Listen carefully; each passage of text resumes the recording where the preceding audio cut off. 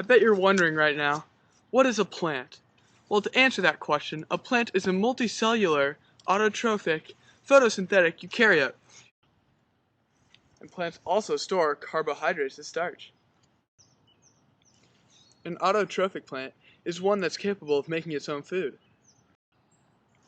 And photosynthetic means they're able to make sugar and food for themselves using only sunlight, CO2, and water. While plants evolved to live on land, they still had to adapt to their new environment, because plants used to live in water, maintaining moisture on land, supporting their body in air, reproducing and dispersing offspring, and obtaining resources were all challenges that plants had to overcome. Oh, no way. This is a bryophyte. The three types of bryophytes are mosses, liverworts, and hornworts. Tommy, what kind of bryophyte is this? Oh, this one?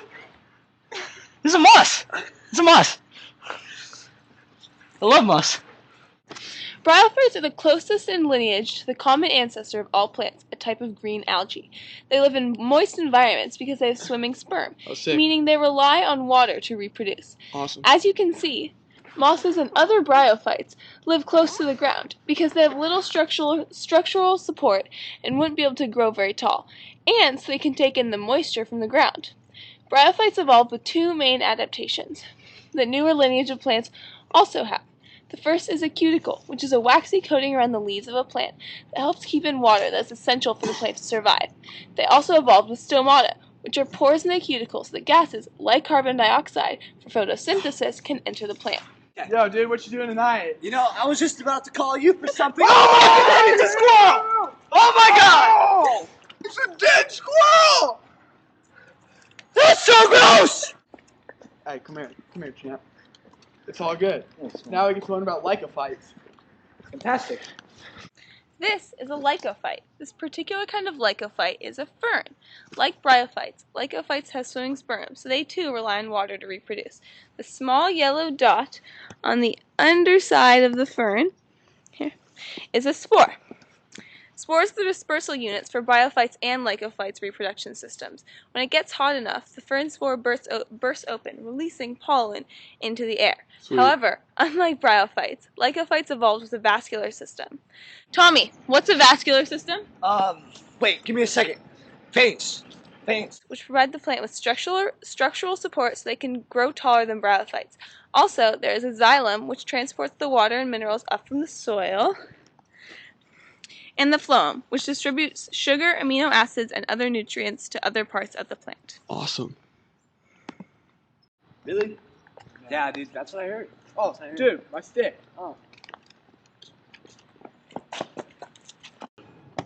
Yo, it's like some cat. Yeah, toss the stick here. Toss it here. Hey, Hey. I got a good idea. Toss it here. Let's soothe our boredom. Toss it here. Toss it here. Let's soothe our boredom with some gymnosperm. Let's do it. This is really, Dude, really, that's really freaking cool. awesome. I know. man. Like, isn't this the most Oh, fascinating wait. thing? Oh, we're on camera. Oh, hi. What's up? Right now we're looking at some gymnosperms, which are pretty sweet. They include stuff like, what do they include? Pines and redwoods. Oh, and redwoods too, which is another great interesting fact. Now, what you can see that's really cool about this gymnosperm is it's very large. Gymnosperms are some of the largest plants known to mankind. Another interesting fact about gymnosperms is they do not need moisture to be fertilized. This is because they evolved to pollinate by wind, which means their pollen is carried to other places all over the globe by wind, and no water is needed for that process. What is it? No way, dude. Dude, What is it? Oh, this? Yeah. This is a naked seed. It's a Tell me naked- about it. Okay. There's no fruit surrounding them, like angiosperms. Now, you can see right here by some cones, you can see right here on the scales of the cones, right here, there are seeds inside of those, which is like a naked seed because there's no fruit around it. Right now, you can just see all these little seeds, and they're all really naked. So, if you are under the age of 18, you are legally obliged not to see this. We're going to look at some angiosperms. Umbrella's in the way. Alright, so we're going to start off with some awesome angiosperms over here. Right here we have a lemon tree, and what sets angiosperms apart from the rest of the plants in the universe, or planet Earth, is that they have flowers and fruits. Now, the fruits are what surround the seeds, and a seed is like an embryo in a box with its lunch. That is because the fruit is capable of providing nutrients and nurturing the seeds and embryos. Here you can see that we have a lemon. A lemon is a type of fruit, and on the inside you will have seeds which contain embryos in them. Alright, we're going to look at some flowers right now. So if you come close, we're going to take a look on the inside of a flower. So right in the middle, it's hard to see because it's not in focus, but there is a large red portion which is part of the carpel, which is commonly known as the female part of the flower.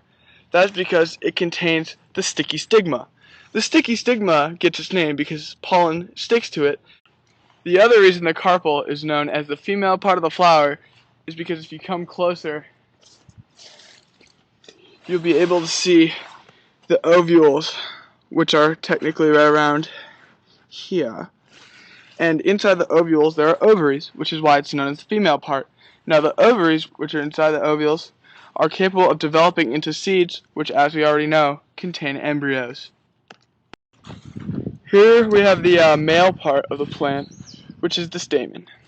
It's right there, and you can see the flower has multiple stamen. Now what's interesting about that is that on the ends there are little sperms in the form of pollen. Now when the pollen is dispersed, it can stick to the stigma, and that is crucial for fertilization. There's something you might not have already known about angiosperms, and that is that 90% of them transfer their seeds via animals, such as bats and birds. Now, those animals can either be attracted to the scent of the fruit or flower, or the visual of the fruit or flower. No matter the means, though, of attraction, animals are able to eat the seed or transfer the seed or pollen by other methods, and eventually poop it out or disperse it in another location, which is crucial to the survival of the plant species. We hope you enjoyed your time with us. I'm Annie. I'm Wade, and We love plants. you.